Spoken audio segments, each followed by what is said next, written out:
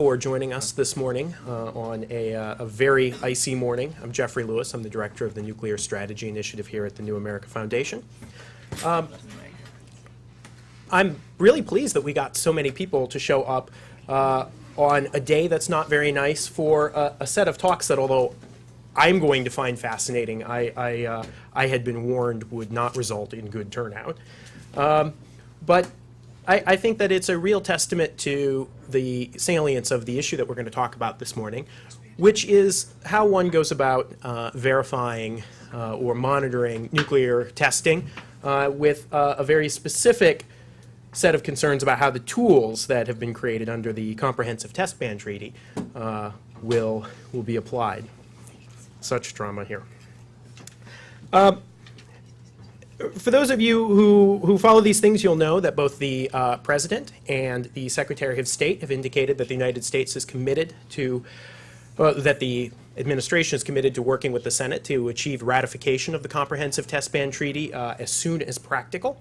And I think that in those debates, a significant feature will be this question of verification.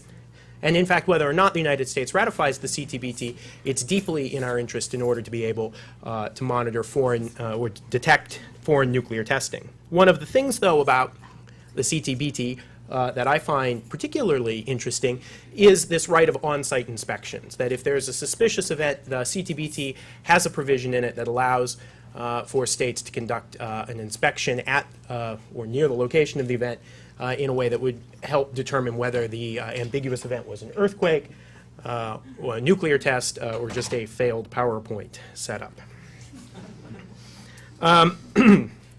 That's something that's very new. It's something that's very exciting. And in September, the CTBT organization held the very first on-site inspection exercise at the former Soviet test site of Semipalatinsk. And we have two people here today in Andreas Persbo and David Hafmeister who participated in that event. And so what I'm hoping that we'll do is have basically the equivalent of war stories from the exercise with a view to informing the debate in the United States about our ability to verify and monitor foreign nuclear testing. So in my incredible act of hubris, I started this introduction, but we still have no PowerPoint. So I will briefly introduce our two panelists and then James Acton, who's going to provide some commentary. And then I guess we'll just have to make a game time decision about whether Andreas can give a nice talk without pretty pictures. Andreas Persbo is an arms control and disarmament researcher at VERTIC, which is the Verification, Research, Training, and Information Center.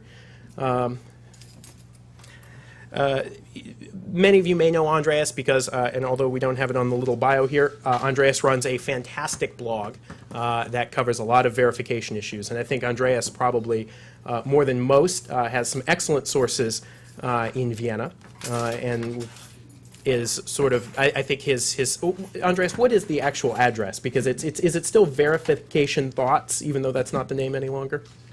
Yeah, that's right. It's Verification Thoughts, Blogspot. .com. Yeah, .com. Great.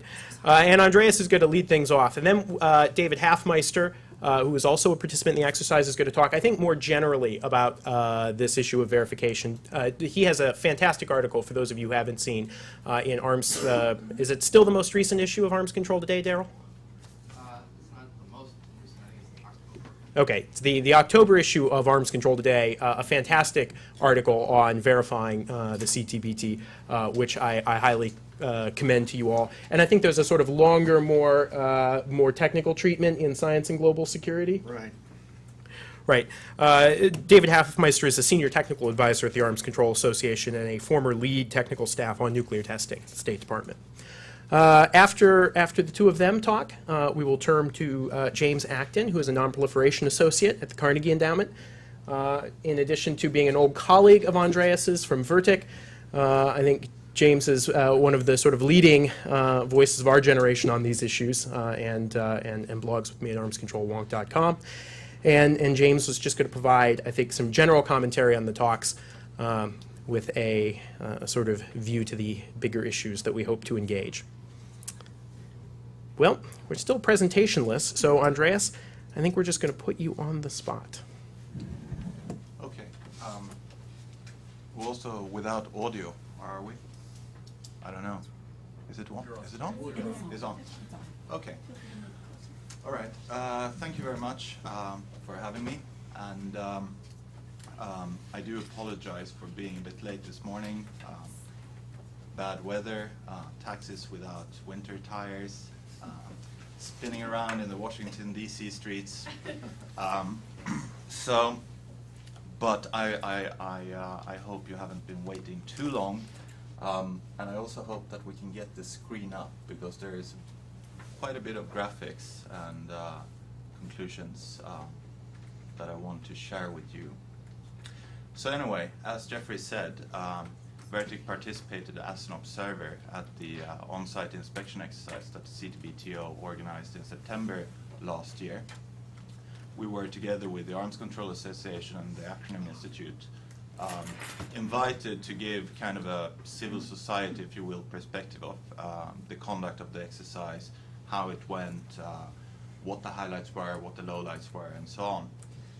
This resulted, some of you might have seen already, in a number of articles in the Bulletin of Atomic Scientists, Arms Control Today, where I think I'm accredited some picture credits in the last edition, which was very nice, since I'm an amateur photographer as well. VERTIC intends to publicize a report on our findings. We've started the process at the moment, but it's going slow. We've gotten access, or I've gotten a personal invitation by the CTBTO to participate as an evaluator or assessor of the exercise. So we have access to quite a bit of information on how it went and essentially what went right and what went wrong.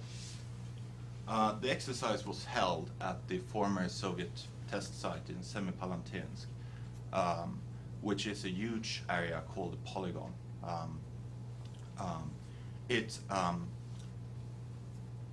has both boreholes, both that have been used and that haven't been used, because under the Soviet planning system, what they did, the Semipalatinsk test site, they asked for a number of holes to be drilled. Not all of them were used.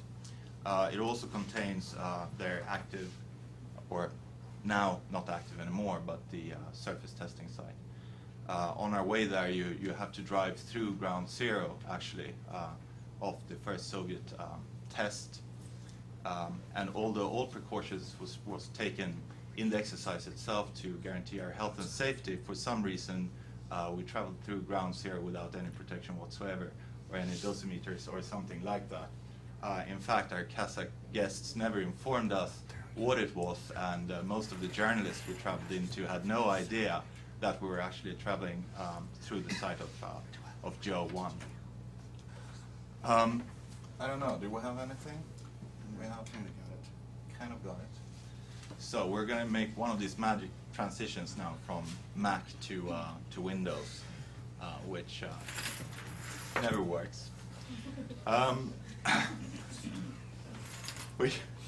Which is a shame. I do apologize. The on-site inspection is the last thing that happens in the verification chain under the CTBT. As David will talk about, the first sign, the first detection comes through a system called the International Monitoring System, which is basically a network of sensors, various sensors that David would talk about to detect seismic activity, but also radionuclide release and other indicators that a nuclear test has occurred.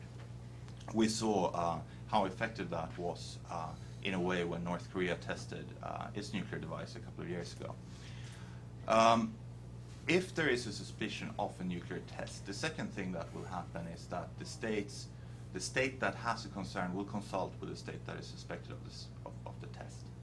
So the consultation period will most likely take some time. And in a real life situation, what is likely to happen is that the consultation period, the entire verification exercise will end there, because most concerns will have been alleviated by then. Andreas. Ah, perfect. All right, so we can go next slide.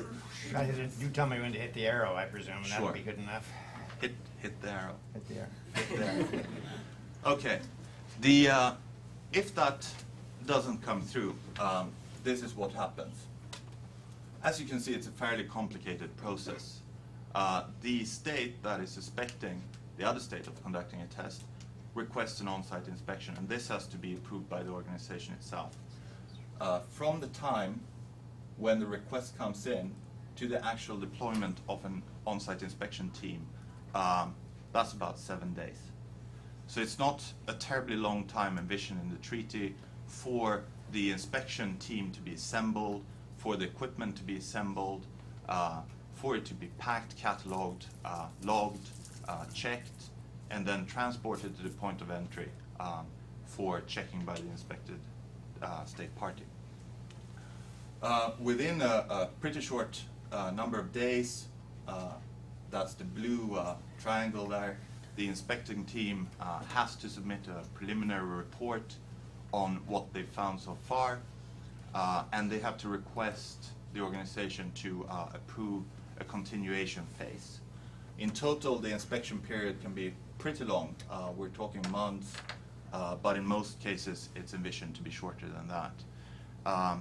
The exercise itself used a compressed timescale. So instead of exercising the entire period, they were supposed to do the job in considerably less time, a month. We can go to the next slide. This is the exercise area. For reference, you can see the little red square is actually the inspected area. We'll see the entire eastern part of Kazakhstan here, and you'll see the distance from Astana. So it's a pretty huge area to cover. Next slide. As I said, it's a live zone with realistic conditions. The CTBTO during the first days mounted radionuclide gear on a helicopter rented by the Kazakhs, and they surveyed the area for gamma. What you'll see here is the track where the helicopter went in from the base of operations, which is to the west, slightly off the search grid, and then you can see how it's like going in pretty precise patterns. The guy was flying without a GPS. No one really figured out how he could maintain such a straight line. You'll see in the southeast quadrant, you'll see some red spots, and that's basically vented old Soviet boreholes. So there were a bit of activity there. We weren't really allowed to get close to those for obvious reasons. In the far left, well, in the far right corner at the bottom, you can see a little green speck.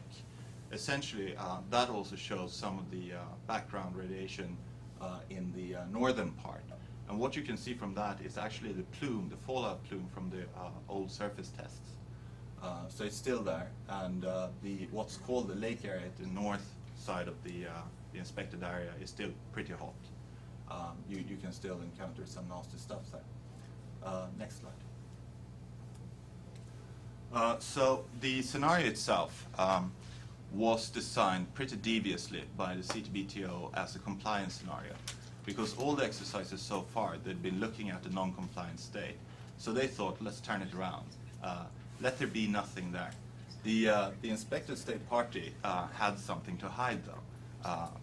Under the scenario, the inspected state party was preparing for a test, but they hadn't actually carried out the test. So they put some tents in a specific spot. They put some equipment there so that it would look like preliminary preparations for a test site. And the inspected state party declared this area a restricted access zone. We had a small triggering event that showed up on the IMS, the International Monitoring System, with two different locations. The IMS showed one, and the National Data Center in the inspected state showed another location, and it was a very inconclusive reading. Warm spots, as I said, hidden borehole, and the inspected state party was instructed to maintain a very strict negotiation tactic, which actually managed to upset the progress of the inspection somewhat, which shows how important human factors are. I'll come to that. Next slide. These are the principal inspection team components. I'm going to make sure that these slides are available to some degree. We'll put them on our website. So I don't have to go through it in great detail. You can read this later. I'm going to go through all of these as well. So next slide. The base of operations, as you can see, is a pretty huge logistical undertaking. What you'll see there in the lower left corner is the containers that were shipped from Vienna to the inspected state party in about a week's time. About 50 tons of equipment, 30, 40 inspectors, quite a lot of observers. You have the, at the top, you have the Kazakh support unit. Andreas, which tent was yours? Okay, my tent was, I'll go here and show you. My tent was this one here. And I'll tell you one thing about these tents. They were supplied to the CTBTO by the European Union. They're the state-of-the-line tents, or so the state-of-the-art tents, or so they say, but they were terribly cold because, I'll tell you, I have operations experience from the military. We once deployed into Yugoslav barrack, and we had cold water, no heating whatsoever, and that felt like the Hilton compared to this. Basically, one lesson learned is that if you're going to heat up tents, you don't want to have European-style generators made for European conditions and then fuel them up with Kazakh fuel, which is pretty dirty. They kind of broke down in the second week and started to give intermittent electricity supplies. And obviously, since operations are the most important thing, all electricity, all power were routed to operations, which means heating were off. 3-4 layers of clothing. Next slide.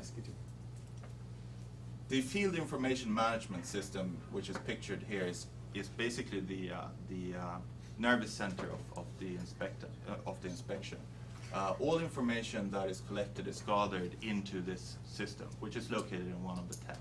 It's basically a GIS system, which allows the inspection team leader to ask for a compilation of whatever information he likes to see. Seismic events, radionuclide readings, visual observations. He can combine it in whatever form he likes and then present it to the inspected state or for internal review, brainstorming sessions, and so on. All information has to be cleared before it's entered by the inspected state party, which means that all information in this system is supposed to be pre-approved by everyone, and there is no sensitivity in it.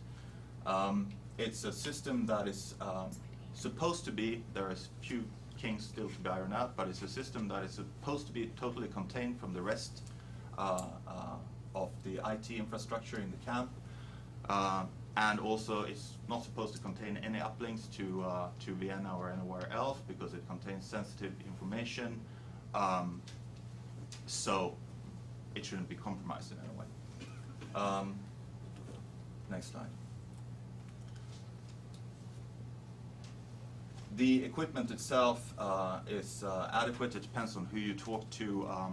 There were a few issues surrounding the operating system. There were a few issues surrounding the graphics card that burned out, which kind of shows that it's important to carry a lot of spares as well. At the moment, they had to scavenge parts, but they managed to do that. One weakness is that all information that is being fed into the system, although it's brilliantly thought out, all information that is being fed into the system is carried onto it by USB sticks, which at the moment is not approved by the inspection team or the inspection protocol. And it was a bit difficult to keep track of who were carrying USB sticks and when they fed data into it. This led at one point to the system being compromised by a virus, which I think was my fault, but I'm not sure. This is something that obviously will change. This is one of the lessons learned. Data load in it cannot be erased in any way, which is why it's important to make sure that it's properly vetted. Next slide.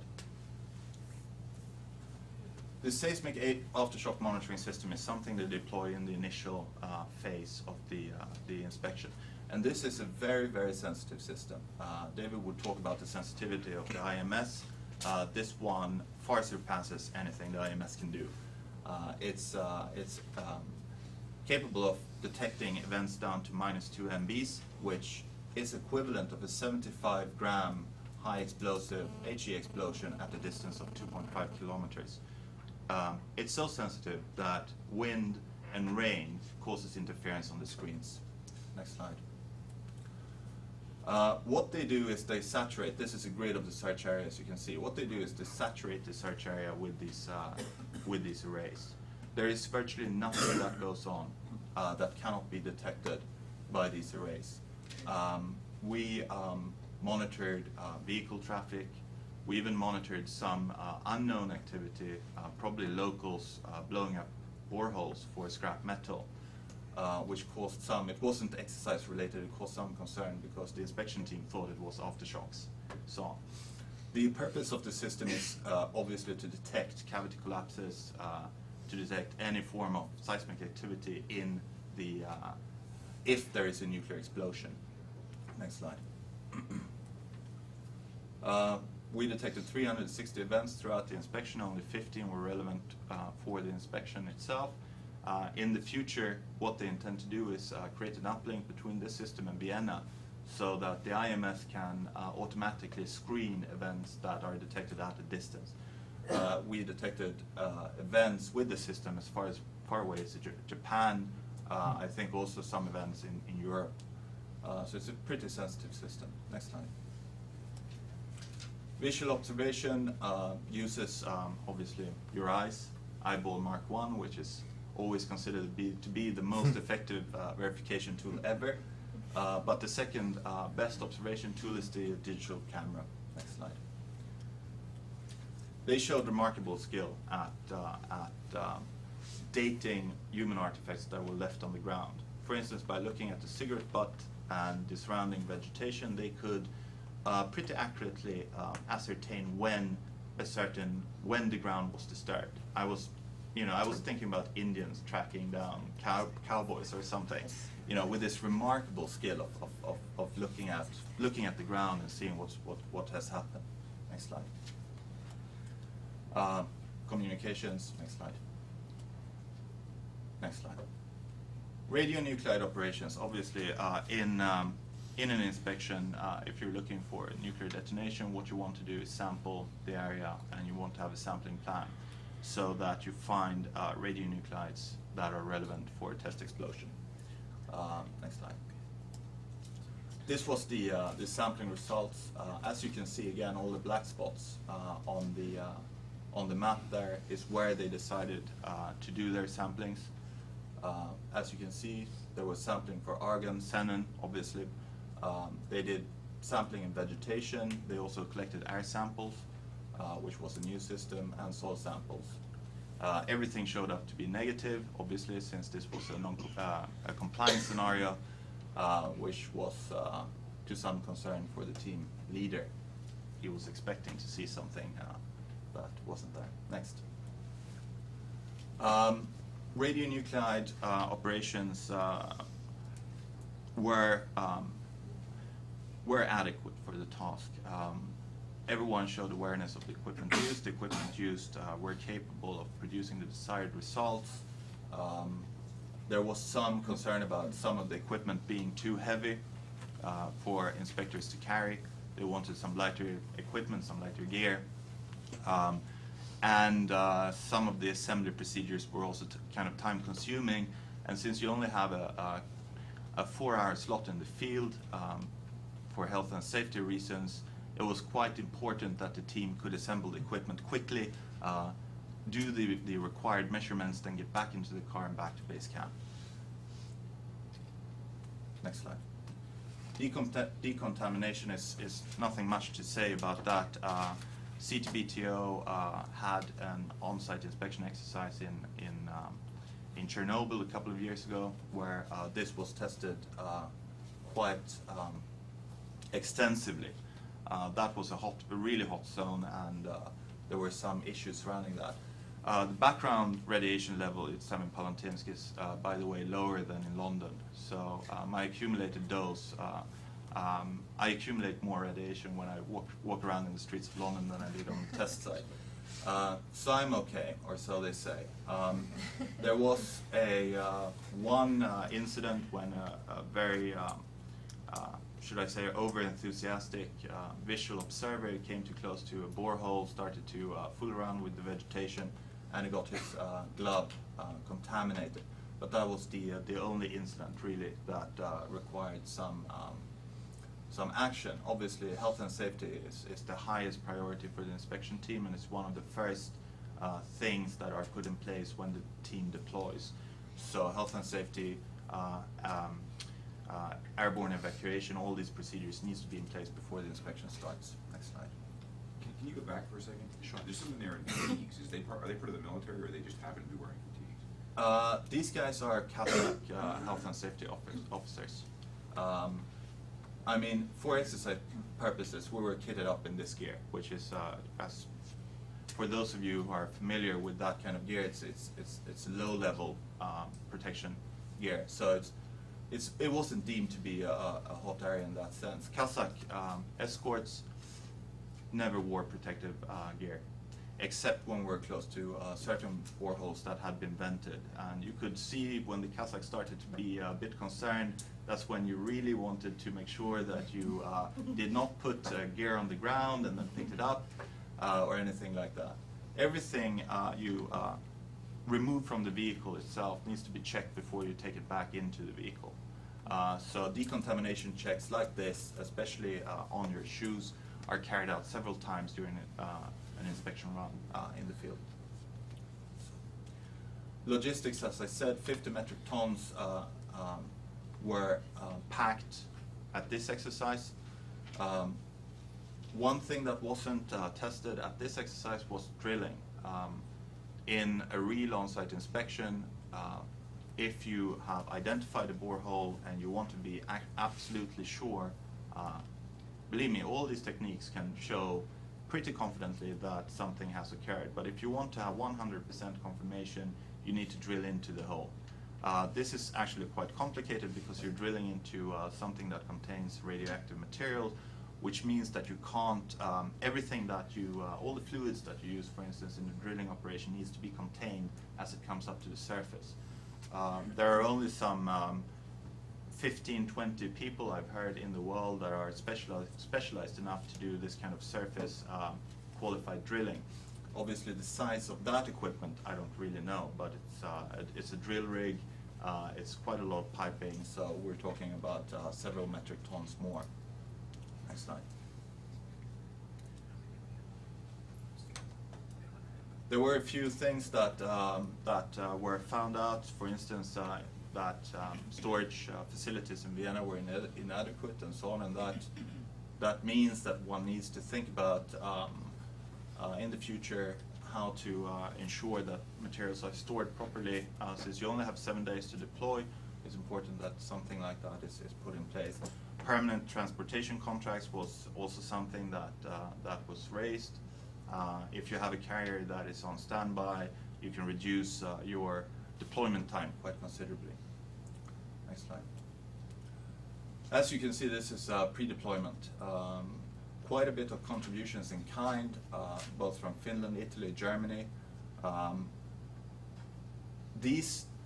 That equipment needs to be PTS owned if deployment are to happen within 7 days. When an inspection happens, the provisional technical secretariat or the technical secretariat in real life needs to have this at hand. They can't pick up the phone and call around the European Union or the United States and say, look, we need this gear within 24 hours. That's, physically impossible. Next slide. Next slide. The inspection team leader obviously is the key to the entire exercise.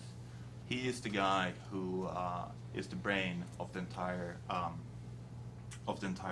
exercise, and he needs to show both an enormous amount of calmness under fire, because he's under pressure both from Vienna, but in particular from the inspected state party, to produce results and produce them quickly. And he needs to also show remarkable managerial skills. He needs to, someone said it's the largest concentration of PhDs in the middle of the Kazakh steppe ever to be seen, quite possibly with the exception of the Soviet testing times.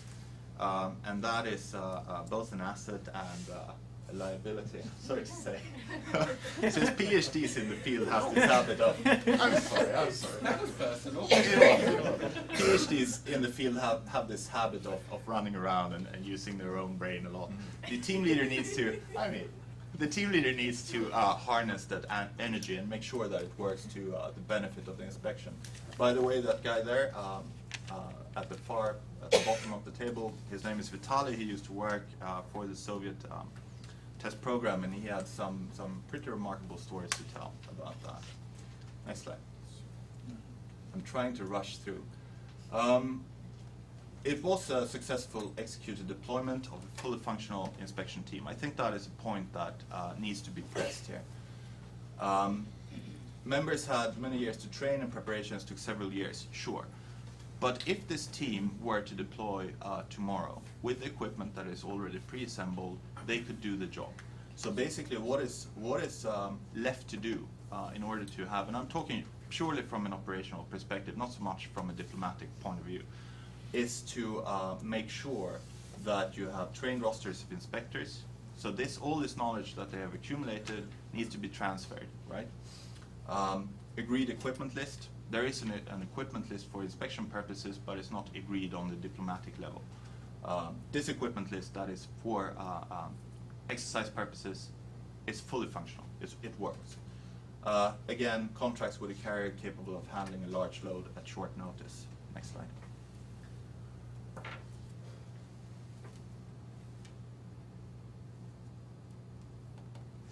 Field Operations Center. CTBTO, I mean, my background is military, and CTBTO is a civilian outfit. There was they need to show a bit larger awareness when it comes to operational aspects of it.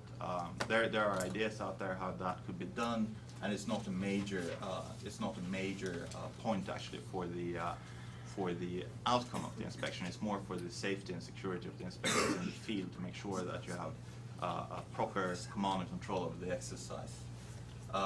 Some functions, the field integrated management system in particular needs to be more defined. At the moment they're handling some communications work that could or should be transferred into the communications tent, for instance, which should be transformed into a full-fledged operations center with mats, and so the team leader could operate from that.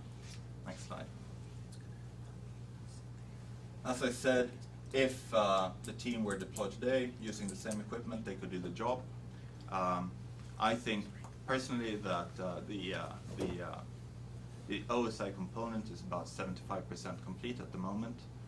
It most definitely will be complete with US input within the next 3 years or so. My UK colleagues who works on OSI says that 90% is a bit too optimistic, turn it down to 75. Okay, so we can go 75 to 90% complete.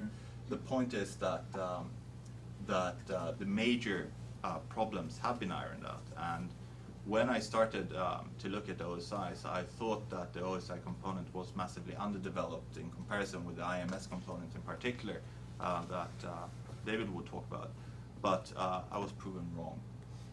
Future US input into this work is considered very important, mostly because there is a huge pool of talent and assets and brain power in this country that could be brought to bear on the problems, the admittedly few problems that are still at hand.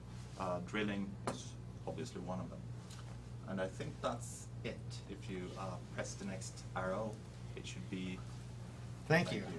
It's driving off into the sunset. Yeah. Vasa good? Is that what we said? How do you say thank you again in Swedish? Tack.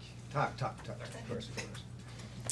So we will we'll just switch this here, and then we'll go to David Hafmeister. I think we were originally scheduled to go to what time, Catherine? 11:30. 11:30. So I think we'll probably stretch that to about noon. James, will you still be able to make your conference call? Okay.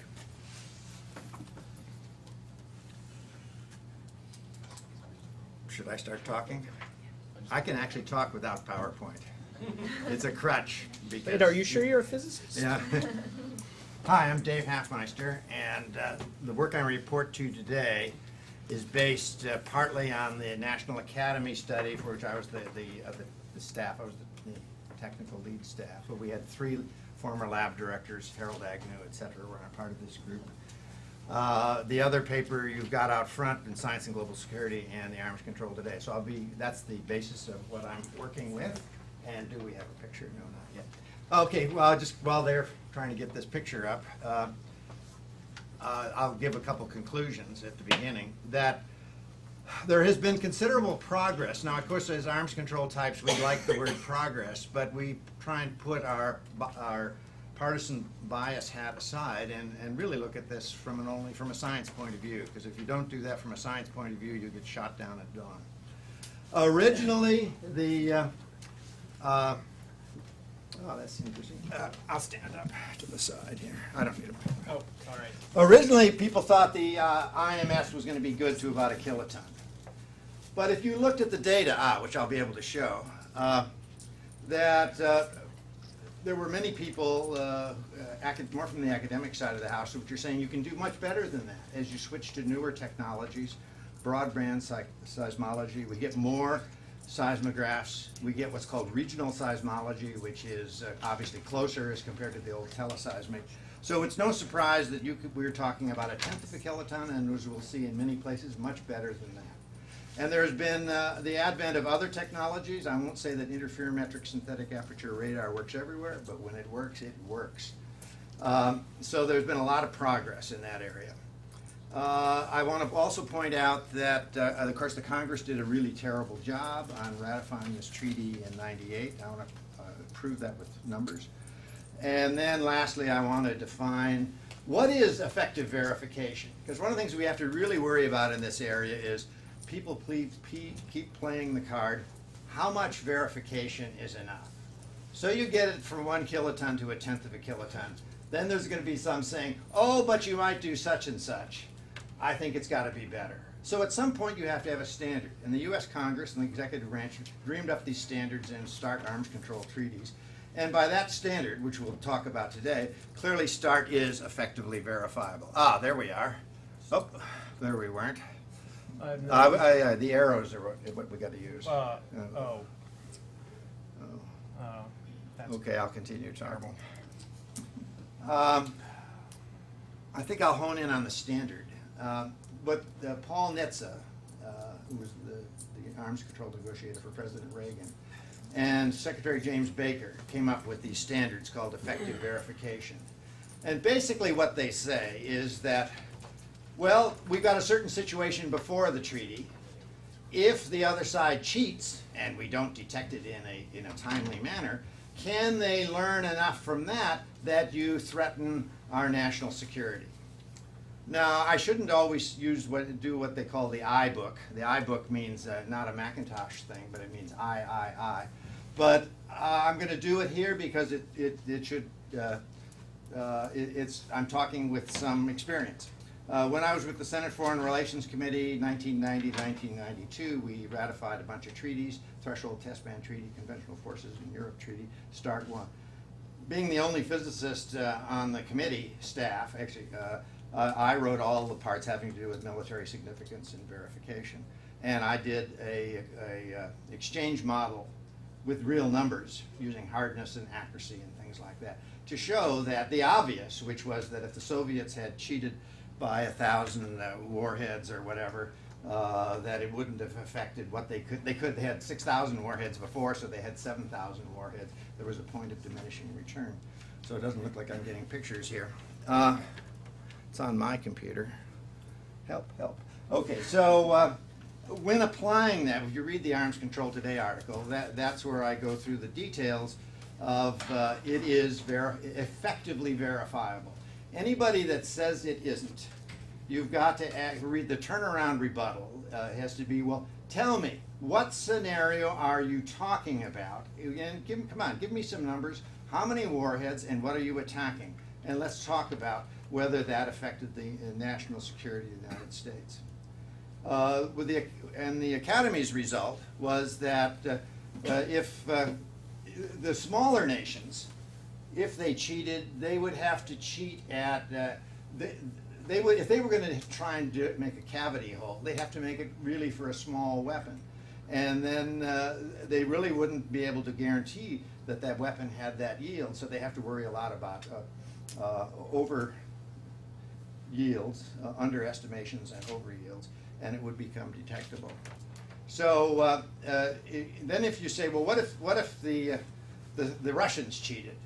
Well, at best, we're talking about a new primary for a system.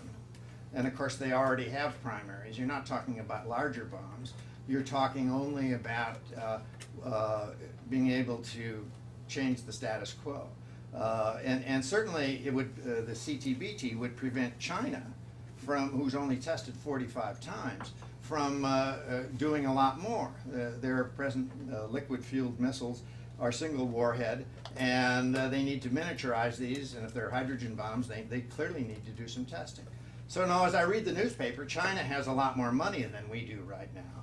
So to be against the CTBT has to be somebody who's really saying, I don't care anything about national security. You ultimately have to talk about what we're talking about here, a verification, effective verification, breakout of treaties. But finally, it comes up, you have to do a net benefit analysis on the treaty. And that net benefit analysis should be what senators vote on. And so finally you have to say, and the Academy did a nice study on this, is the country better off or worse off? And let's even assume we have a trouble with one of our 8 legacy warheads, and that, well, we have other ones after all. And so finally it turns out the only case you really have to be worried about if you want 0.95 reliability is that if we want to do a preemptive strike on the Soviet Union. I'll ask any of you to tell me right now, what else do you need thousands of warheads with 0.95 reliability? What other errand is there? Not China. I mean, China's got relatively little to attack. It's only really Russia. So you have to somehow fold in what are the missions of nuclear weapons. And everybody, because we're gentlemen, we don't like to really say that we would consider such an attack on the Soviet Union, Russia. But finally, I know of no other task. So I think these debates have to get a little bit more specific. They have to talk about net benefit analysis, and they have to talk about what are the missions of nuclear weapons. So that's the off-the-top talk. I can go, being a professor type, I speak in 50-minute packages, so I've got more up there if you want it. Okay, well, I'll kind of go through what I think actually, I could hold the computer up and we could almost see the pictures. Okay. I'll uncouple everything. Power. I'll just hold it. And the nice thing about this, I'll walk around the audience here. That's me, graph 1. Now I have a computer problem.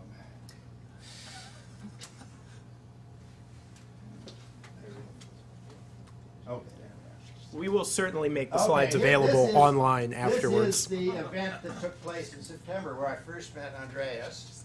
Yes. And Daryl was there and I was there. And we addressed the 106 nations. And this was the only technical talk. Mainly it was a talk of State Department diplomat people, and they don't like graphs. David, So actually, would you mind sitting while you do this, because we're recording this. Okay, so sure. Well, as long as this gets on YouTube. Lose you. Yeah, Zeus. Okay, so I'll just kind of hold this up. Here we are in Vienna, and there were 106 nations there.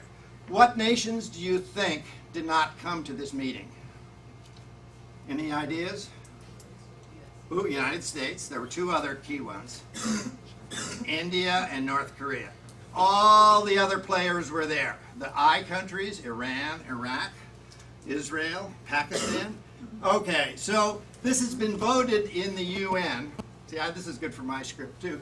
6 times, UN General Assembly. There have been 1,045 votes in favor of we like the CTBT. In the 6 votes, there have been 8 votes against it. 6 United States, 1 our ally, North Korea, and the other one, Palau, who probably made a mistake. Okay. Okay. To give you an idea of the delegations that came, our allies from World War II, China 7, France 8, Russia 11, UK 7, US 0. The Axis nations, Italy sent 7 people, Japan 14. People have said, we're going to lose the nuclear umbrella here. We are really nervous. Well, guess what? Japan, who's under the nuclear umbrella more than anybody else, wants us to do this. So anytime a senator says, I'm worried about the nuclear umbrella, then the response should be, well, why are we getting these kind of votes? And where are Japan and Germany, who, remember, didn't really want to join the NPT all that much to begin with? Okay, here's the grid of, basically, it gives M sub B values of how good the IMS is going to be. 90% probable, 3 stations, signal and noise 3. If you turn this into tons, we find all of Europe, North Africa, and so forth, 1/10 of a kiloton or better. And this, remember, this is using these very high standards of 90% probability and 3 stations, and not considering the 120 auxiliary seismic stations. Plus, there's thousands of other seismographs out there that can listen in. Okay. The Academy standard is 1/10 of a kiloton in hard rock if conducted anywhere in Europe, Asia, North America, and North Africa. And it extends down to 0.01 kilotons, 10 tons, Novoya Zemlya, and a bunch of places. So this business about people saying, oh, they can't even do a kiloton, get out of town. This is the data showing that if you look in the literature back from the early 80s, this has been predicted by the academics. Not new news.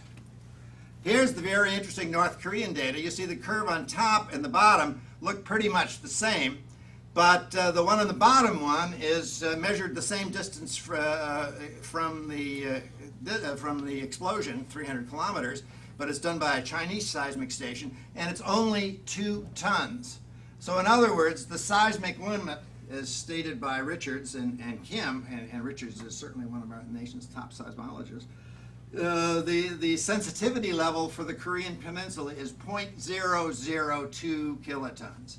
Okay, now I know you get more background events as you go down in yield, but we have better and better ways to sorting that out. And of course, what do you gain by cheating at that level?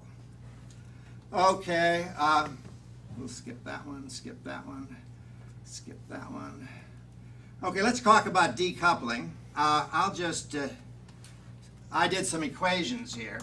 And basically, and I've seen the NIE done by the United States government in the 90s, and they were way on the scary side. And the Academy, we had all those people in, we were briefed by them, and guess what? The Academy, Harold Agnew, Dick Garwin, etc., said, you know, we don't believe them. And basically, one of the things that they didn't consider is that if you want to cheat, you have to do a whole bunch of serial events successfully. You have to make sure that you don't have venting. Well, let's really talk about venting. The United States had big venting as late as '86. The Russians have had something like 60% of their explosions vent. And these are the experienced guys. How about new guys? Would they figure out the tricks of not venting? Give me a break. Now, we have, of course, these many IMS radiological stations, but it doesn't take much brain power to know that we have airplanes that can go around and sniff these things, and it can enhance it even more. And these are unique isotopes. So if you multiply out all of these things, and you have to worry about the 2 main ones I would worry about if I was cheating. One is yield excursions. Let's say I build a cavity that's designed to stop something at 1 kiloton.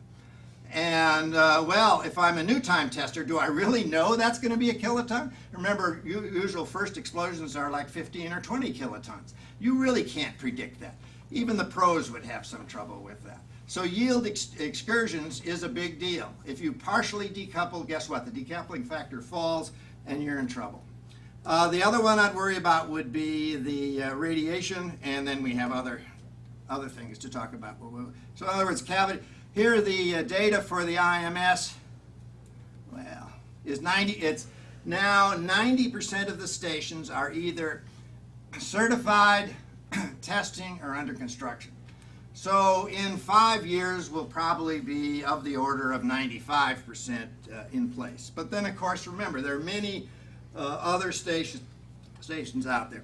Now, this is a very interesting technology. I'm not claiming it works everywhere, but it sure worked in the Nevada test site, and presumably works in a lot of drier places. It's a technology. It's not one of the ones listed. It's called interferometric synthetic aperture radar. And so here it measures down to the millimeter level of subsidence. Now, what's nice about this is that even if this wasn't the way you triggered it, if you can locate something like this, you can pinpoint it for the OSIs that Andreas is talking about to within 1/10 of a kilometer. So suddenly 1/10 times 1/10 is 100th of a square kilometer. You can really localize that event very nicely. So that is very exciting new news, and I'll argue with it. It shows you how well it works. If you've been to London, what's the latest new subway line? James? Jubilee line. There we are. And James, can you see the Jubilee line cutting across there? Yes. So what they did, just for the fun of it, because when you give these scientists money, they love to spend it on fun things, they decided to just track London. And lo and behold, that reddish line you can see there is that now, but what's really impressive is the graph up above where you're getting linear. You'd expect some kind of linear subsidence below this tunnel region where it would slowly sink on a day by day. You know, usually these things are linear, right? And then they stop doing it. So the accuracy of those data points is better than 2 millimeters. 0.02 centimeters is the accuracy that you could measure. Now, I'm not claiming this would work at Novoya Zemlya, but my guess is it would work very nice in dry places of the Middle East. It works great in Nevada test site. And my paper, I do a bunch of numbers on that. Okay, so if you have a probability, let's say you cheat once and medium confidence, and let's say you you somehow think ultimately I can do it to medium confidence, I'm a cheater, but let's say you want to test 3 times. Guess what? There's going to be a 90% chance you're going to get caught if you do more multiple tests, right? So just because you cheated once, you've got to finally say, well, what the heck did you gain anyway? So my guess is the verification issue's going to go away if people will pay attention. And the only way you can do that is have better hearings. In my paper, I have a nice pretty table. Thanks to Daryl, he suggested I turn all these words into a table because no one reads anymore. And so there are the results. But bottom line is that when I was with the Senate Foreign Relations Committee for START, for instance, we had 1,100 questions for the record, and we asked questions that hurt START as well as that help START, because the issues are all going to come out there anyway. So let's get the discussion to some kind of level.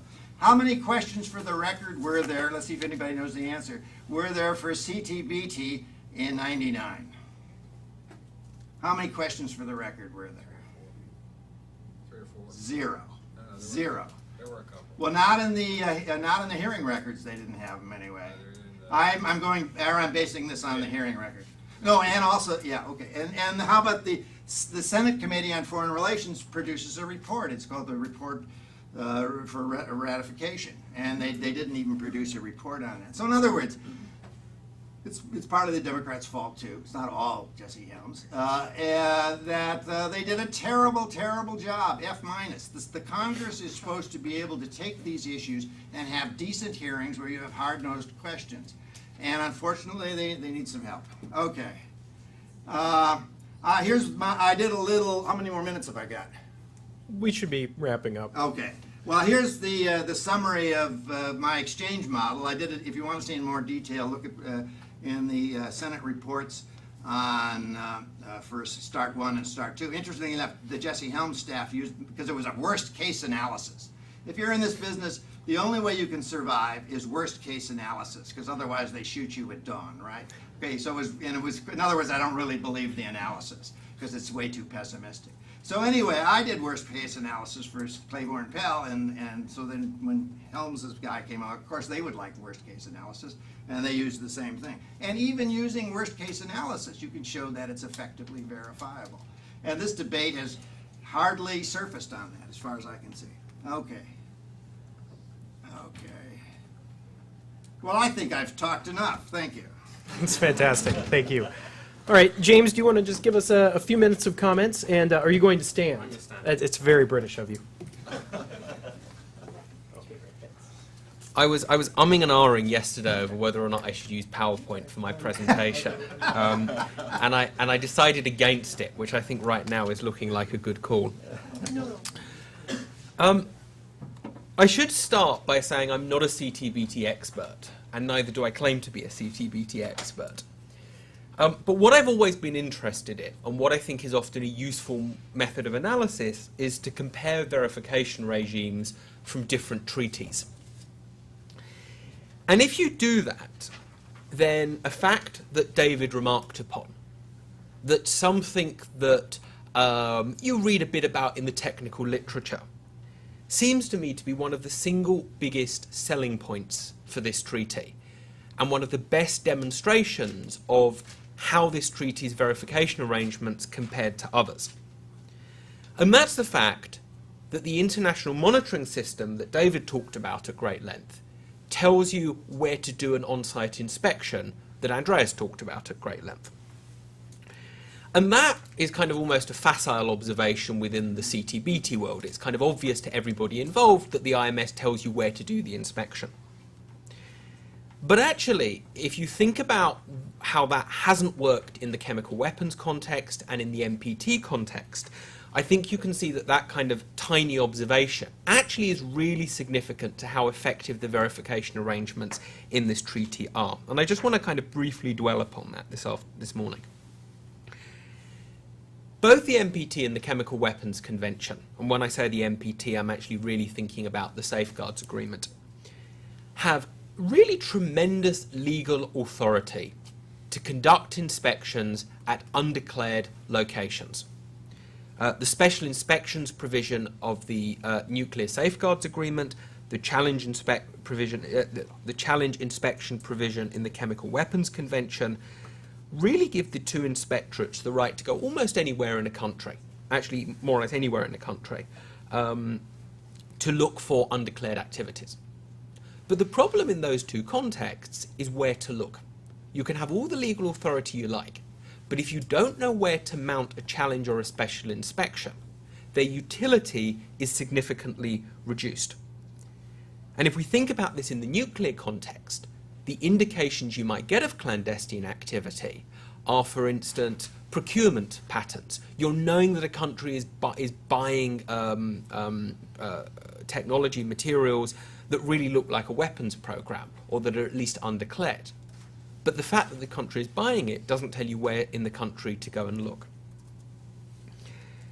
And this seems to me to be a problem with past arms control treaties. And let me say, like, I think CWC and NPT are good treaties with effective verification. But they are effective verification in spite of this problem. And it seems to me that the CTBT has done an admirable job of really solving this problem. When you're conducting the on-site inspection that Andreas has talked about, you have to designate an area of 1,000 square kilometers. With no linear dimension greater than 50 kilometers to be your inspection site. So you really need to be able to localize the site of a suspicious event to within 1,000 square kilometers. Now, what's called the error ellipse, the area to which you can localize the explosion, depends on a lot of factors, including the size of the explosion. The bigger they are, the easier it is to localize it. But if we look at the inadvertent but very effective systems test that occurred on the 9th of October 2006 when North Korea did its first nuclear test, the error ellipse on that occasion was 880 kilometers after all the processing. So even for an explosion that was smaller than the 1 kiloton threshold that was the kind of unofficial design limit for the verification arrangements. Merely the seismometry alone was able to localize that event to 880 kilometers, which is comfortably below the 1,000 kilometers limit, 1,000 square kilometers limit set for the on-site inspection area. So there's this kind of, I think, first key piece of evidence that what we have is good enough already. But not only is it good enough already, but actually the accuracy of positioning explosions is getting better and better and better. Because really, at least as I understand it from the from the literature, you can make a lot of progress just by mapping out local geological conditions. I mean, obviously by conducting more and more seismic readings. But as more and more seismic readings are taking place, local geological effects are being understood better and better. And so this location accuracy that I already think is probably adequate in any conceivable circumstance is only going to get better and better and better. But not only that the location accuracy is already good enough and getting better, but that's true only with the seismology. But a state is allowed to request a special inspection, not just on the grounds of the results from the international monitoring system, but also on the grounds from national technical means as well, or on a combination or one or the other. And if you think about all of the mechanisms that state parties have at their disposal that are able to complement the results from the international monitoring system, then this 1,000 square kilometers is looking like a really, really generous target to be able to hit. So the first tool that national organizations have at their disposal is satellite imagery. I mean, after the North Korean test, I think David Albright had his suspected test site up on there within about 15 minutes of, well, not literally 15 minutes, but civil society and national intelligence agencies are now able to get pictures of the order of days, easily within the timescale that Andreas was talking about for the initial pre-negotiations to a special inspection. Nations have their own seismic arrays that, as David pointed out, can be combined with the results of the international monitoring system. And you also have INSAR, the synthetic aperture radar that David talked about, that although not applicable or not highly accurate everywhere, in the places where it is accurate, it can start to kind of get explosions to within, meters. So it seems to me that the CTBT really has solved one of the perennial problems of of inspections at undeclared locations, challenge inspections or special inspections. And that is that primarily with this combination of data from the international monitoring system, even by itself is adequate, but when you supplement it with all the data from national organisations, it really provides inspectors an incredibly powerful tool to know where to conduct the OSIs. And that has two, I think, incredibly important consequences. The first is it aids the task of the inspectors, the kind of obvious thing. The inspectors know where to look, so the OSIs become more effective. But I think even more important than that is it massively complements the deterrence value that on-site inspection exercises, that the on-site inspections have. That nations, if they're thinking about testing, if they're even at the stage of considering violating the treaty, they can be much more certain, I think, than with any previous arms control treaty, that not only will there be evidence of their misdemeanors, or their serious crimes in this case, through the international monitoring system, but that the inspectors will know where to go. And that is, I think, something that has not necessarily worked in past arms control treaties, but I think is likely to be exceptionally effective in this one. And so there's that kind of almost trivial observation that the inspectors know where to look, that you see commented on quite a lot in the technical literature, but I think really ought to be one of the key selling points for why this treaty is verifiable. And I will hand back to Jeffrey. Fantastic. All right. Well, we've got about 30 minutes for questions, and so I'm going to open up the floor. Oh, come on! It was interesting. Pierce Gordon. Thank you. Oh, we should wait for the microphone and please introduce yourself. I'm Pierce Gordon. I spent a little time in Vienna working with the test ban organization. I'm now a visiting scholar at AAAS. Just wanted to react to a couple of points and ask a question. There's been a series of exercises that the PTS has carried out to try to evaluate the on-site inspections, and they've been very instructive. The one that they did in the 2002-2003 time frame was one against an alleged explosion, and in the run-up to it, this is just kind of an amusing story. The inspected state party, well, there was actually a high explosion, a chemical high explosive that was detonated to create the incident, and it went wrong, and so there was a very large crater at the surface created, and then it was pretty clear that if the team came in, they would see it. So the inspected state party and the PTS, since they were in on it, not the team, but the people who were running the experiment, covered the crater up, planted grass over it, and guess what? The team didn't find it. So it's instructive to realize that in the real world you have to take into account the possibility that you're going to find one or that you're not. But in my view, what James Acton has talked about, the deterrent value of the on-site inspection is an extremely important factor. Just the point about the timing of the inspections. Once you launch the process, you want it to go fast, and ideally you want to do it as fast as you can from the detection of an ambiguous signal. In other words, if the IMS or your national means tell you for sure that something bad happened, you don't do an on-site inspection. You do one to try to confirm that an ambiguous situation either was an explosion or wasn't. But you don't have to go in right away. You might get information, let's say through national means, a lot later, and the treaty allows you to ask for and get an on-site inspection at any arbitrary point after the time when you think the explosion might take place. One of the reasons the PTS has still not got more capability for on-site inspections is pure and simple money. And indeed, when the money is there, the PTS will be able to Pierce, do you want to spell out to its PTS for capabilities. the rest of the universe that doesn't? Okay. One final point. Which No. is, I was saying. Oh, sorry. Provisional. Oh, the Provisional Technical Secretariat. Yes.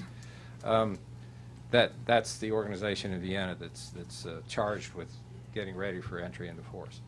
And the question to Andreas is about the high-tech nature of the on-site inspection capability.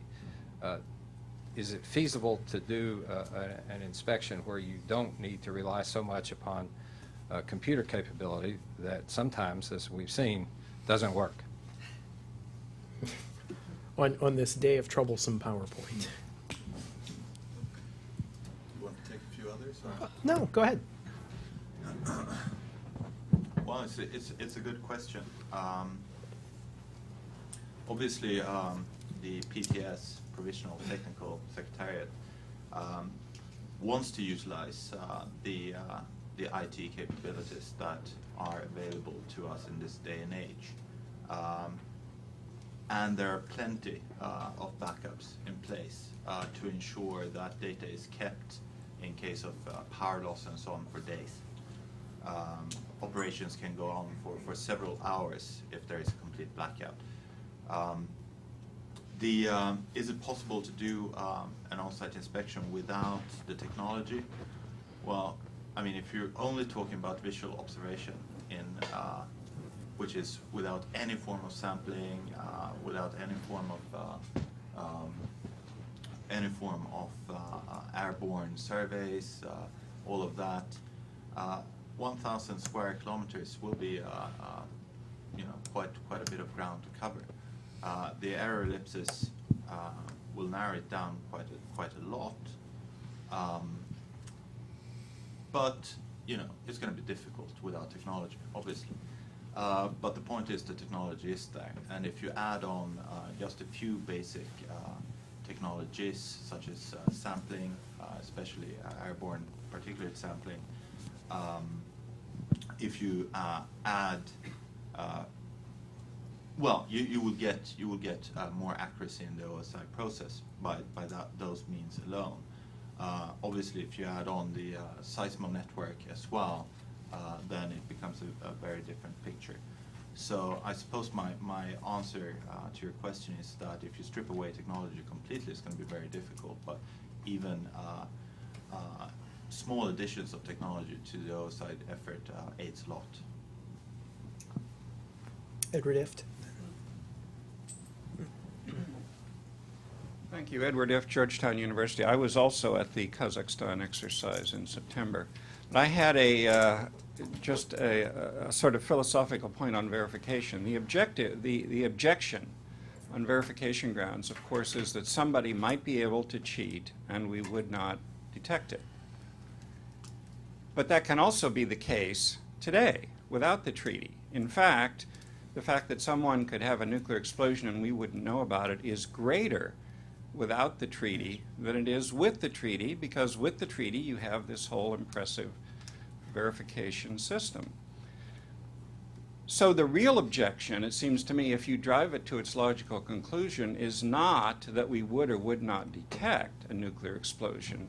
It has to be on the grounds that the treaty would prevent us in some way from responding appropriately to a nuclear explosion. But that only makes sense. I mean, the only thing the treaty prevents us from doing is conducting our own nuclear explosions. And so if you follow the logic, the only way this verification objection makes sense is if you think that if Iran or Syria or somebody else conducts a nuclear explosion, the U.S. response would be to rush out and resume our own nuclear testing program, which I think makes really no sense. Thank you. Hi, I'm Charles Mead from the RAND Corporation. I think your presentations, provide excellent documentation of this continuing story about just the overwhelming technical capabilities for verification. And Dave, as you've pointed out in your article, how it's a curve that's going up, and we now have such huge capability against technical capability against all kinds of scenarios.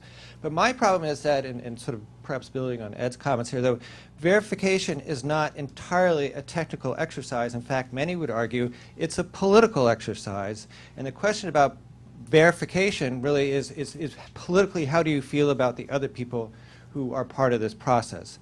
Nancy Gallagher from University of Maryland wrote an excellent book on this topic, actually documenting the history over the negotiations of the Comprehensive Test Ban Treaty, showing that while the technical issues were changing, that really it was driven by what were your political feelings about verification. And I actually can go back then, and I'm sure, Dave, you can recall during the ratification vote, what happened was that all of a sudden the people who were most paranoid about our adversaries came out of the woodwork.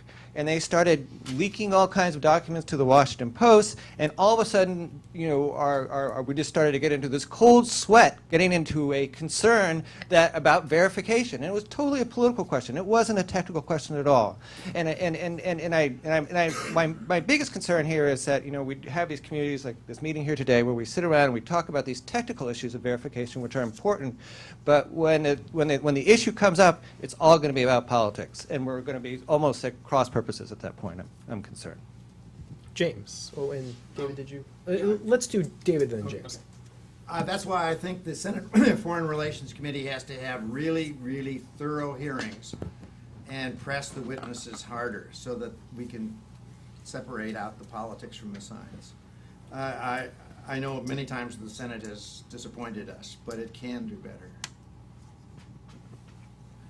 I agree with what you're saying, actually, 100% until the very, very last bit. Which was? which was, and therefore this kind of exercise of talking about the verification doesn't matter so much. No. I'm just saying. The technical community, I feel, is preparing itself and doing all the homework that's necessary and doing all the documentation and showing again how much the exercises and just showing this capability that's increasing. But at the end of the day, the debate is going to be about politics, and so the question is, how are we going to marry up all this technical capability to that discussion? And let me provide an answer to that, which is that, and one of the main things I took away from, as you say, Nancy's excellent book, is that states use verification, or individuals use verification as an excuse. Individuals who don't like the CTBT for other reasons find it a very, very easy excuse to be able to say the treaty is not verifiable. Having all the technical work and putting it out there removes that excuse. And that's actually the way that the technical work marries with the political process. Because if you take away that excuse, people are then forced to say genuinely what their objections are, and it forces the debate to be the genuine political debate that should happen, rather than the technical excuse debate, I think. But I think that Nancy's book showed that, over the 50-year history while the treaty was being negotiated, and over that period, of course, the technical capabilities were increasing, that basically the goalposts kept moving. The political process kept moving the goalposts in terms of what was the scenario we were concerned about. And there's no reason, we saw where they got moved back in 1999, there's no reason why they can't move again, as we go. And it is possible, believe me, it is possible to come up with scenarios where you wouldn't be able to technically, detect some sort of test. You could come up with it, but, The Academy looked at the 10, we had the CIA papers. They had 10 ways to cheat. And Panofsky, Garwin, etc. threw out 8. They didn't believe them. You could test on the other side of the moon. And the only one, the main one was the cavity one, and then the chemical one is the second one. But then you also have to put it in context of, well, at what level are they cheating, kilotons, and how much does that help your program? And then finally, the Shalash-Gavili net benefit. You have to finally get rid of politics with, well, do you really want China to start testing? Do you want us to have no response to Iran? That's on the table as well. Right. No, that's how I do it. Right. Other questions? I think it's a very Oh, difficult, Andreas. it's a very difficult observation point that you're making. From my perspective, at least, looking at it operationally, my question, my point of view has always been, what can we provide, if asked? Is that enough? I had a meeting yesterday, Daryl and I sat down. Is he still in the room? No. He gave an example about restricted access zones, for instance, restricted access sites, to be precise, within the inspected area. Now, the inspected state can actually declare quite a lot of these sites, covering a large ground, but they cannot be contiguous. So you would need to allow inspectors to go between the sites. And this is because ground penetrating techniques can actually see underneath. This was on US insistence, by the way, that the contiguous sites would, that you would be able to see underneath and detect a cavity. An opponent to verification would conveniently forget about that. There's very little the technical community can do to counter that, other than getting the facts right. And I think David's presentation in particular, David, showed, that we're talking about design expectations of the IMS that was 1 kiloton, and on the Korean Peninsula he said 0.002. It's amazing when you think about it. And it's not all due to technology. Even in the 1980s, seismologists said this is doable. Even going back to the 1960s, I think, seismologists said this is doable to 1 kiloton. How to convince the political people about that? Be transparent about the facts, I suppose. Well, it will get very specific about one particular location, Novaya Zemlya. And, we have had great capabilities there for a long time. And the problem is, whether we just can't get access there, we've tried to get all kinds of transparency measures going with the Russians, but transparency is not the same to us as it is to them. And so it's probably, and that's really where the focus is going to be about how well do we know, because the Russians have a huge program going on at Novaya Zemlya, you know, and it's, and we don't know much about it. But it does have to have a yield down to like 1 or 2 tons at most, right? It's got to be really small, and then you can say, well, Well, then you get what people what are they learning that's so great at that level? You will get people who will argue that they're learning a lot. Well, the Academy said no. Well, I mean, I would say there's, you know, it's, you know, this is America. We've Yeah. got a lot of different points Right. of view that are out there, you know. And so. Hi, my name is Ezekiel Tan. I'm from the Center for Defense Information. And my question is about the program on the reliable replacement warheads that the Defense Secretary Robert Gates had been promoting and trying to push through implementation. I was wondering whether that would complicate the ratification process of the CVT and the renegotiation of Start 1 and Start 2, and I want to know your opinions about it. Thank you. Since I'm the only American citizen here, I suppose I should answer that question. It'll be answered above my pay grade, and of course, some people wonder, will that be the quid pro quo to do it? There's some false part of the RRW. I'm not as nervous about the RRW as some are. I don't think it's the end of the world. But on the other hand, you really have to, the Jason's pointed out that you're probably going to have to test that because it really is a new warhead. I know you did something, Livermore did something a long time ago, but that's not exactly what the RRW is. So you're going to have a system that will be untested and probably will require testing. And then secondly, the data we see, and I've got a lot of unclassified data, that the problems for any new system burp in at the beginning. And then as you see with time, the problems are much less. So actually, you're getting, if you really want to be serious about the discussion, you're entering some whole bunch of new problems that you don't know about, and you're claiming you're not going to do it with testing. Is that so great? So the promise of the RRW is not so wonderful.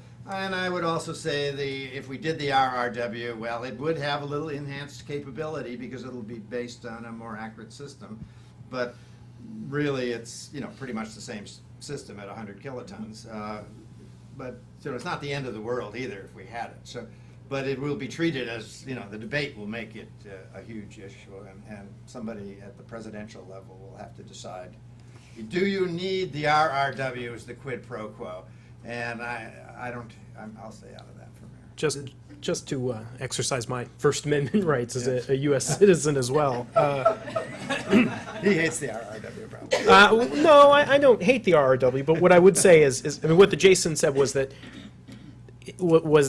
it couldn't be assured that you could certify it without testing, and there hasn't been, I think, a sort of cost and schedule kind of study that would indicate that this is the most cost-effective way to maintain that capability. And so I'm not one of these people who supports the CTBT for RRW bargain, as it were, because when I think of a bargain, I think of you trade things, but I would support making most cost-effective, sensible decisions about maintaining our deterrent without testing, and it happens to be I don't think RRW is that solution, and so I couldn't imagine supporting that in exchange for something, because I just don't think it's the most effective way to maintain the deterrent. So a lot of people promote this as a bargain, but it's, I don't really see a trade. I would observe, and I think what is true, is that if people want to see decisions about the stockpile made on the basis of technical merit, then it behooves them to get these big political questions answered. And so my guess is that the labs would have a lot more latitude if the CTBT were ratified, if we were working on a fissile material cutoff treaty, if there was a strong policy commitment not to pursue new military capabilities. That would make their life easier, but it wouldn't necessarily free them to do things that are manifestly foolish, which I fear the RRW was. We have more questions, or we can... Yeah. I would say I don't think we need the RRW. Yeah. You don't need the RRW. It's totally a political question. Right here. Hi, I'm Ari Eisenstadt with the World Security Institute. I was just wondering, how necessary is it for a country to test their nuclear weapons? Couldn't one argue that this treaty gives the incentive for a country to just make a nuclear weapon and then test it out in practice, for a malicious country, that by testing it, we're able to detect which countries have nuclear weapons. So I was just wondering if, with all this technology, we're able to, to detect it, but, it would give the incentive not to test them out at all. It's a nice chart in the National Academy's report. Do you want I to talk haven't- about I that, don't know or what it's I talked the report's here? I can also, I'm happy to. So there's a chart in the National Academy's report that talks about the value of testing, and the bottom line of that is that certainly if you want to build, for example, a thermonuclear device, you're going to need to test it. And I think the Indians discovered when they tried that testing is a valuable thing. And so there's certainly a valuable element there. It's also true, I think, when you want to have a weaponizable, simple fission device. And there's some suspicion that that's what the North Koreans found out when they tried to make something a little bit smaller, and then they ended up getting less than a kiloton. So I think there are real requirements to test nuclear weapons if you want to do things other than build giant science experiments. For the United States and maybe for the Russians, arguably one can do a little bit of safety work under a kiloton.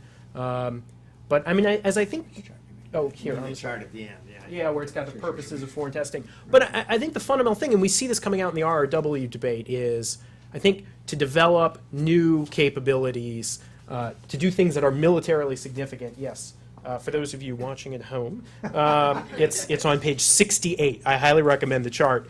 I think you really do need testing. James, did you want to say something? I mean, the way I would put it is I think testing is a misnomer. Testing gives you the impression that you do the bang and then it works or it doesn't work and you'll go away. But from what I understand it's the measurements you get from testing that's the real reason why people test. And as Jeffrey says, then all of that information becomes very useful then for developing new weapons. You also have the fact about confidence in your arsenal. I mean, states that haven't had the opportunity to test at all, if they do proliferate, are likely to have a much lower degree of confidence, and that may very well then affect their behavior as well. Any more? We can also wrap up and, Pierce, please. Since nobody else is asking for the floor, I'll ask for it again.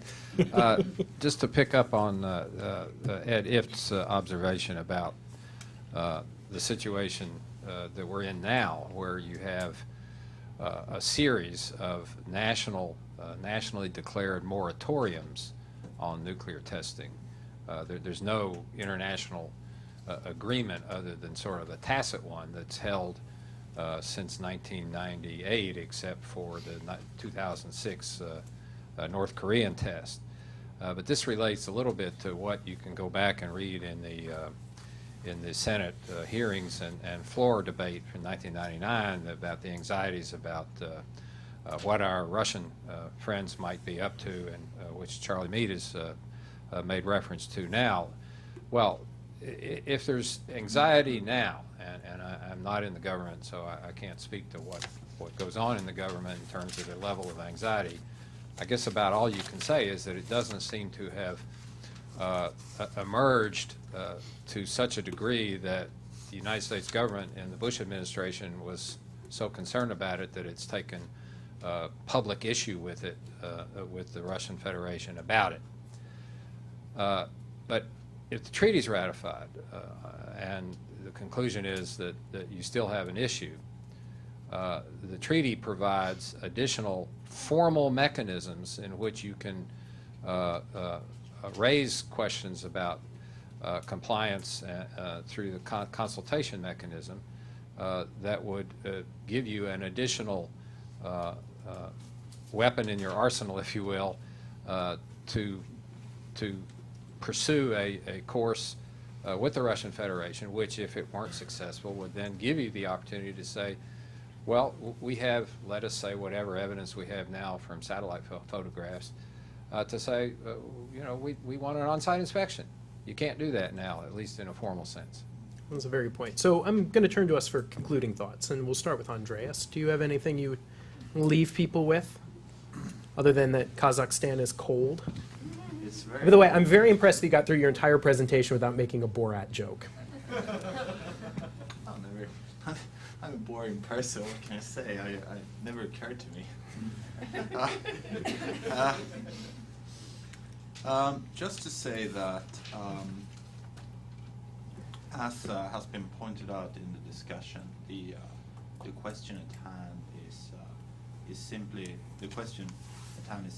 if you decide to legally outlaw nuclear testing for whatever reasons, can you be sure that the other parties are compliant as well?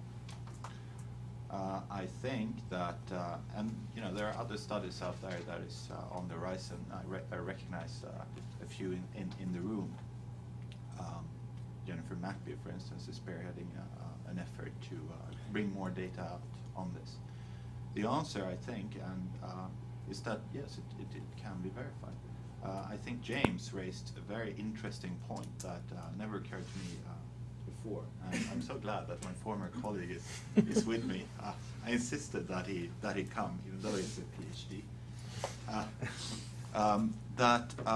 It's pretty remarkable the way that this system is set up. It's actually giving us a verification function that has never been exercised in this way before. That we will actually pinpoint to a great degree of accuracy where to focus our inspection efforts, even if we don't know the location, even if it's been undeclared in the past. We don't have that under the CWC. We don't have that under the agency safeguard system, and it's a net value that is absolutely worth thinking about.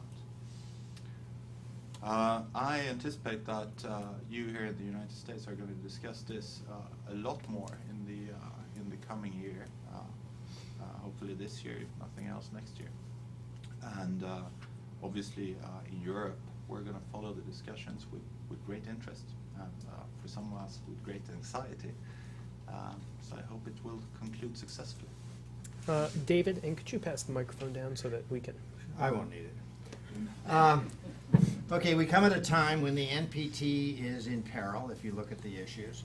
We come at a time where China wouldn't mind modernizing with miniaturized MIRV weapons. We come at a time where if we have to put something on the table if we want to deal with Iran. So this is a time where the CTBT could help a lot. And in a lot of ways, CTBT is an easier global thing to do than the NPT. First of all, it doesn't have two statuses of nations, the haves and the have-nots, namely who won the World War II is what it really means. They're all one class of nations. That's a big deal. Second of all, I maintain it's easier to monitor than the NPT, because I mean, a kilogram of lost plutonium somewhere is Brazil. What are they doing? Well, these are much harder problems. This is a piece of cake to monitor compared to the NPT. And then I had a third point. I just lost it. At any rate, it's globally an easier sell, and it's one more political barrier. If a nation is messing around with a little bit of plutonium and uranium here that they can get legally through the NPT, they're going to have to go to their bosses someday and say, well, this is a new weapon, and it's an implosion weapon for plutonium, and I'm really going to have to test it. And then, wow, there's this global norm. Now, I know international law isn't as strong as domestic law, but don't write off global consensus on issues. It can matter a lot. It's all we have. And James, and we're recording, so the microphone is somewhat... In the run-up, and this will come to a point, even if it doesn't seem so originally. In the run-up to the 2004 U.S. presidential election, the British newspaper The Guardian bought the electoral list for the most evenly divided politically county in Ohio, and got British citizens to write to Americans living there as to why they should vote Democrat. Predictably, this backfired, and the county went overwhelmingly Republican. The reason I bring up this story is to indicate I understand the sensitivities in my next line, which is the extent to which CTBT is about U.S. domestic politics, and in particular Republican Party politics. And I don't think it's often necessarily helpful to have foreigners commenting on that in a huge amount of depth or detail. But what I would say is that, as I think is is very clear is that verification and these technical issues are only one part of a much broader debate. And I think that there is a need to come up with, for those of us that support the treaty, to come up with a kind of unified strategy in order to make sure that these political questions that were fundamentally the reason why the Senate didn't ratify it in '99 are engaged with and discussed and rebutted this time round. And to that end, the one thing that I would say is I think it's necessary to have a cost-benefit view of all of these different treaties, of any treaty, that as well as looking at the security problems if the treaty goes wrong, you also have to look at the likely security benefits if the treaty is implemented successfully, and verification does play an important role in ensuring the treaty being implemented successfully. But I mean, I guess my closing thoughts in that way is the importance, as came up in the floor, of putting verification in context, and having a debate about the broader political implications that verification ties into, but isn't the beginning or end of the story. I guess my closing observation would be, it just seems to me that the United States is out of the testing business forever. And that's the political reality of life today. And so the only question is, are we better off with the international monitoring system that CTBT provides or not? And are we better off with the on-site inspection procedures it provides? And it just seems to me the answer is yes. So join me in thanking our panelists. Thank you very much. Sure, thank you.